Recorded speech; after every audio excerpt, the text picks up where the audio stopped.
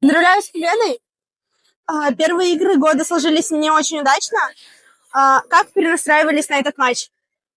Да ничего, просто хотели выиграть. Ничего сильно не меняли в игре. Просто очень сильно хотели выиграть, все. Сегодня соперник, с которым борьба за место в таблице стоит особо остро, уделялось особое внимание? Ну, конечно, да, прямые конкуренты, надо забирать свои очки, в принципе, да. Первыми пропустили. Как это сказалось на команде? Ну, неприятно, да, конечно, что первым пропустили, но потом сразу же вышли вперед. Очень быстро пришел, поэтому не страшно. Завтра повторная игра, настрой боевой. И чего ждать от матча? Конечно, боевой, все в порядке. Ну, ничего загадывать не буду, но будем стараться на победу. За что ты любишь хоккей? За то, что это хоккей, не знаю.